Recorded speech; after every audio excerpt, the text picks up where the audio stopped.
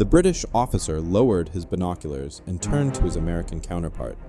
"Colonials," he said, "good lads, but they lack the edge." He was looking at Canadian forces preparing to land at Juno Beach. June 6, 1944. The invasion of Normandy. British and American planners had divided the beaches. Careful calculations, expected casualties, projected timelines. The Canadians were given Juno, a secondary objective: support the main effort. Nobody expected them to lead. Nobody expected them to outpace every other Allied force on D-Day. Nobody expected what happened next would force both armies to rewrite their understanding of who the Colonials really were. Before we continue, a brief invitation. If you value real Second World War history, told with care, accuracy, and respect for memory, consider subscribing to the channel, and in the comments, let us know where you are watching from. Now let us return to the story. The assessment was consistent across British and American planning staffs. Canadian forces were colonial troops, well-trained, certainly, but inexperienced, lacking the necessary aggression for sustained frontline combat. The assignment reflected that judgment. Land at Courseulles-sur-Mer, secure the beachhead, link up with British forces on the flanks. Wait for further orders. The 3rd Canadian Infantry Division would operate under British 2nd Army Command. They would follow British doctrine: steady, methodical, controlled. American planners paid little attention. Their focus remained fixed on Omaha Beach, where 2 American divisions would face the strongest German defenses. In operational briefings, the Canadians were barely mentioned, a supporting element on a secondary beach. What neither army understood was that Canadian training had been fundamentally different. For 4 years, Major General Rod Keller had pushed his division through exercises designed to replicate chaos. Night landings with live ammunition, scenarios built on the assumption that nothing would proceed according to plan. Communications would fail. Support would not arrive. Officers would be killed. Soldiers would have to make decisions without orders. The exercises were brutal, deliberately so. Keller wanted his men exhausted, disoriented, and forced to think under pressure.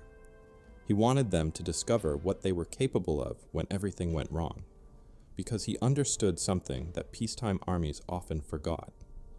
War does not pause while you consolidate. The enemy does not wait while you request permission to advance. Opportunities disappear if you hesitate. British doctrine was built on experience from the First World War and refined through colonial campaigns. It emphasized careful coordination, steady advance, overwhelming firepower applied systematically. It worked. It had worked for decades. But it required time. And perfect conditions rarely existed long enough to execute the doctrine as written. Canadian training accepted imperfection as the starting point. Plans would fail. Equipment would malfunction. Orders would be unclear or contradictory. The question was not whether chaos would occur, but how soldiers would respond when it did. British doctrine emphasized consolidation before advance. Canadian training emphasized initiative over procedure. That difference would become visible within hours. The German defenses at Juno were formidable. Concrete bunkers, interlocking fields of fire, minefields extending inland. Field Marshal Rommel had inspected the sector himself and declared it impenetrable at high tide. The Allies would have to land at low tide, exposing themselves across 600 yards of open beach. But the invasion was delayed. Weather, rough seas. When landing craft finally approached Juno on the morning of June 6th, the tide had already risen higher than planned. The naval bombardment had been cut short. Many German positions survived intact. The first wave hit the beach at 7:50 a.m., 10 minutes late. The second wave followed too close behind. Landing craft struck underwater obstacles. Men were thrown into chest-deep water. Heavy equipment was lost. Radio communication failed. British observers watching from offshore expected standard procedure. Dig in, consolidate, Request support. The Canadians did not dig in. They moved forward. The Regina Rifle Regiment landed directly in front of strongpoint WN 31. Concrete walls 3 feet thick. 75mm gun. Every tactical manual said to bypass fortified positions and wait for armor support. Canadian soldiers assaulted it directly. Grenades through firing slits, rifles at point-blank range. Within minutes, the position fell silent. 200 yards down the beach, the Royal Winnipeg Rifles faced a concrete wall blocking the only exit. German troops held higher ground. Every attempt to cross drew immediate fire. A drainage pipe ran under the wall, barely wide enough for a man without equipment. One soldier stripped his webbing and crawled through, emerged alone behind German lines. He did not wait for reinforcements. He moved inland, located the German command post, and neutralized it. By the time his company arrived, the route off the beach was open. British observers offshore were stunned. Canadian units were not consolidating. They were not waiting for armor. They were advancing faster than any force on any beach that morning. The reports arriving at British headquarters made no sense according to established expectations. Colonial troops were supposed to require close supervision. They were supposed to follow doctrine rigidly because they lacked the experience to improvise effectively. But the Canadians were not following doctrine. They were not improvising randomly either. They were executing a different kind of warfare entirely, one built on individual initiative channeled toward shared objectives, one that accepted chaos as inevitable and treated it as an advantage rather than a problem to be solved before taking action. At 8:30 a.m., elements of the Canadian Scottish Regiment reached Courseulles. German defenders expected the Canadians to pause and bring up artillery, standard procedure after a contested landing. The Canadians entered the village immediately, house-to-house fighting, close quarters. When they encountered fortified buildings, they did not surround them. They breached doors and fought room by room. The fighting was brutal, methodical, room by room, floor by floor. German defenders had fortified the stone buildings carefully. They had firing positions on every corner, snipers in upper floors, machine gun nests covering every approach. None of it slowed the Canadian advance significantly. They did not fight by the book. They fought by understanding the goal. Clear the village. Open the route inland. Keep moving. By 9 a.m., the Canadians had cleared Courseulles and were pushing inland. British forces on Gold Beach were still pinned at the seawall. American forces on Omaha were fighting for every yard. The Canadians were already 3 miles inland. The contrast was stark and undeniable.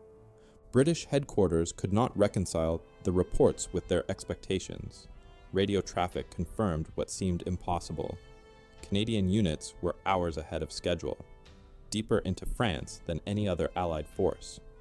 Staff officers requested clarification. Surely the reports were exaggerated. Surely the Canadians had consolidated at some point and were now reporting forward positions rather than actual advances. The reports were accurate. The Canadians had not paused to consolidate. They had moved from objective to objective with barely enough time to reorganize between actions.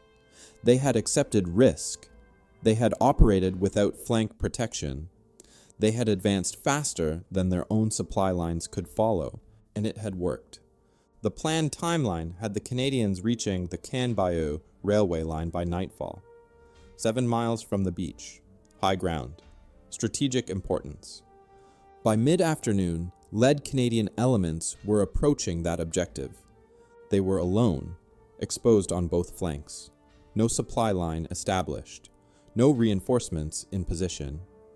British commanders ordered them to halt, consolidate, wait for flanking divisions to catch up. The Canadians halted their forward movement, but they did not sit idle. They prepared for what military logic said was inevitable.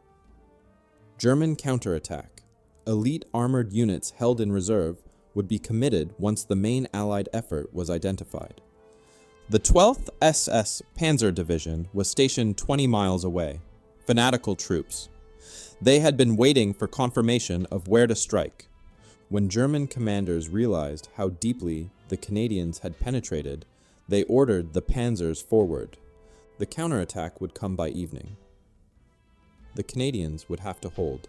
Alone, the village of Bretteville, Courseulles, sat 2 miles behind Canadian positions, a cluster of stone farmhouses, narrow streets. When Canadian forces first arrived that afternoon, the villagers remained hidden. 4 years of German occupation had taught them caution. Contact was made cautiously, a white cloth, careful words. The realization, slow to settle, that these soldiers were not German. Within an hour, the entire village had emerged. They brought what little food they had hidden from the Germans: bread, cheese, wine buried in gardens. The Canadians tried to refuse. The villagers insisted. Canadian officers explained the situation in careful French. German armor was coming. The village might become a battlefield by morning. Evacuation was advisable. The villagers refused to leave. One elderly man said something that would be remembered by the soldiers who heard it. They had lived through 4 years of occupation. One afternoon of freedom was worth any risk. As evening approached, Canadian engineers began preparing demolitions on the main road. If the panzers came, the road would be destroyed. The village would be cut off, possibly shelled. A young woman approached the Canadian company commander with a direct question. Would they abandon the village when the Germans arrived? The officer looked at the explosives being set, then at the civilians gathering in the church, then back at the woman. The question was not tactical, it was moral. Military logic was clear. The village had no strategic value. The railway line 7 miles away mattered. This cluster of farmhouses did not. If German armor arrived in force, holding Bretteville would drain resources better used elsewhere. Orders would almost certainly be to withdraw. Preserve the force. Maintain the integrity of the defensive line at points that mattered strategically. But standing in front of this French woman, who had survived 4 years of occupation, military logic felt insufficient. The officer said no. He did not check with headquarters before making that promise. He did not consult the tactical manual. He made a decision based on something that existed outside formal doctrine. The human cost of strictly following orders. There was a name for what he had just done: insubordination, premature commitment of forces, emotional decision-making that prioritized sentiment over tactical necessity. None of those criticisms would matter if the Germans did not come. All of them would matter if they did. By nightfall, Canadian positions formed a defensive arc around Bretteville, machine guns covering approaches, anti-tank guns hidden in hedgerows, infantry in houses facing the German advance. The civilians sheltered in the church cellar, families crowded together, children trying to sleep, adults listening to soldiers prepare defensive positions. Some of the soldiers were barely older than the children they were protecting. Farm boys from Saskatchewan, factory workers from Ontario. They had been civilians themselves a few years ago. They understood what occupation meant, not from personal experience, but from imagination and conscience. They understood that liberation meant nothing if the liberated were immediately abandoned. At 10 p.m., German reconnaissance probed Canadian lines. Brief firefights, flares, then silence. The 12th SSS was maneuvering into position. At midnight, tank engines echoed across the fields, distant, then closer. Inside the church, civilians waited in the darkness. 4 years of occupation had taught them to recognize the sound of German armor. They knew what was coming. Canadian soldiers checked ammunition, confirmed fields of fire, spoke briefly with section commanders. A message arrived from British headquarters. Orders to withdraw if facing superior armor. Preserve the force. Maintain the line elsewhere. The Canadian commander read the message twice. He did not respond. He was not going to abandon Bretteville. The panzers arrived at 2 a.m. The sound came first. Tank engines. Distinctive. Unmistakable. Then the ground shaking slightly. Then shadows moving in the darkness beyond the defensive positions. The 12th SS Panzer Division was among the most fanatical units in the German military. Young soldiers indoctrinated from childhood. They believed themselves elite. They had been held in reserve specifically for situations like this. To crush Allied penetrations. To restore the front line through overwhelming counterattack. They expected the Canadians to break. Colonial troops, inexperienced, lightly armed, exposed and unsupported. The tactical situation favored the Germans completely. Superior armor, superior numbers, the advantage of attacking at night when coordination was difficult. The battle lasted through the night. The Canadians did not break. Anti-tank guns firing from concealed positions, infantry holding houses that became strong points, machine guns covering every approach. The fighting was close, brutal, personal in the way night combat becomes when distances collapse to meters instead of hundreds of meters. German infantry pressed forward behind armor. Canadian positions held. When positions were overrun, they were retaken. When ammunition ran low, positions were resupplied by soldiers moving through the darkness. The villagers in the church cellar heard everything. The gunfire, the explosions, the sound of tank engines moving back and forth. They heard Canadian soldiers shouting to each other, coordinating, repositioning. Still there, still fighting. When dawn came, German armor was burning in the fields around the village. The SS withdrew. They would return. The fighting around Caen would continue for weeks and become some of the bloodiest combat of the Normandy campaign. But on that first night, against elite troops with overwhelming advantages in equipment and tactical position, the Canadians had held their ground, not because doctrine said to hold, but because they had promised. Inside the church, civilians emerged to find Canadian soldiers still at their posts, exhausted, low on ammunition, but still there. Water and bread were brought to soldiers who had not slept. Words of gratitude were spoken quietly. Promises had been kept. 3 days later, British and American forces caught up to Canadian positions. Staff officers arrived to inspect the front line. They expected to find the Canadians entrenched, waiting for orders. Instead, they found Canadian patrols already pushing toward Caen. Villages secured, roads cleared, civilians working alongside engineers to repair what the fighting had damaged. A British colonel stopped in Bretteville. He saw Canadian engineers repairing the church roof, soldiers sharing rations with families, children playing near a knocked-out panzer. This was not standard procedure.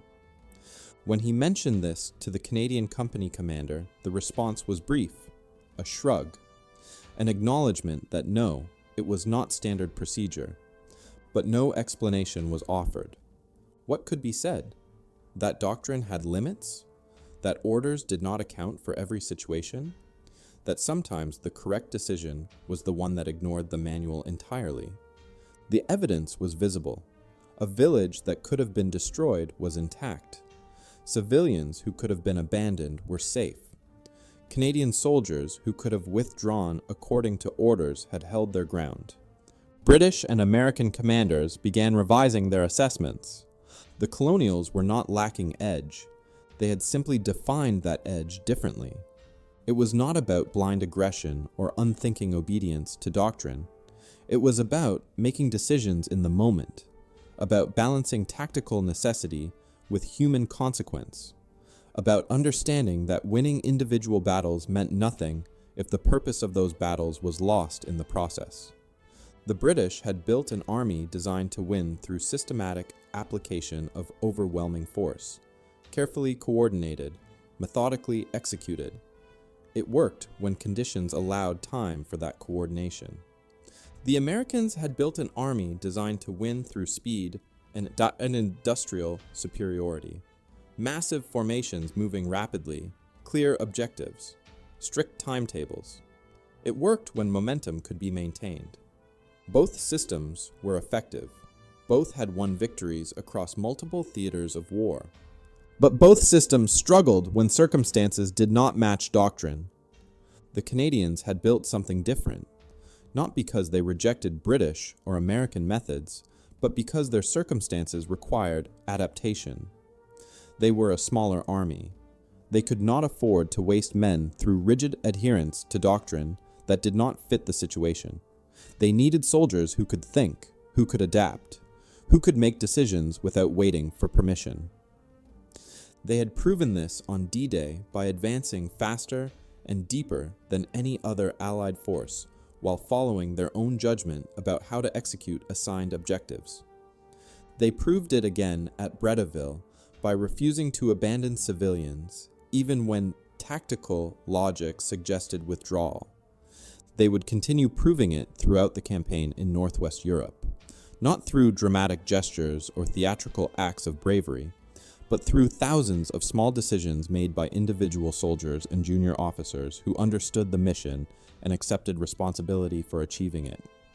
Not by following orders with mechanical precision, but by understanding why those orders existed in the first place, and by recognizing when circumstances required a different choice. That ability to think independently while maintaining discipline, to question doctrine without abandoning responsibility, to balance mission objectives with moral considerations. This was not a weakness. This was the edge the British officer had believed they lacked. He had been looking for the wrong thing. Aggression and edge, in his understanding, meant willingness to follow orders without question, to attack when told to attack, to withdraw when told to withdraw, to treat war as a mechanical process where human judgment was subordinate to systematic doctrine. But the Canadians understood something that could not be taught through doctrine alone. War was not fought by systems. It was fought by human beings, for human beings. Every decision had consequences that extended beyond tactical maps and operational timelines. Every village liberated represented families who had endured years of occupation. Every position held or abandoned affected people whose names would never appear in official reports. The Canadians were not polite colonials who needed guidance from more experienced armies. They were soldiers who refused to separate tactical success from moral responsibility. And that understanding made all the difference.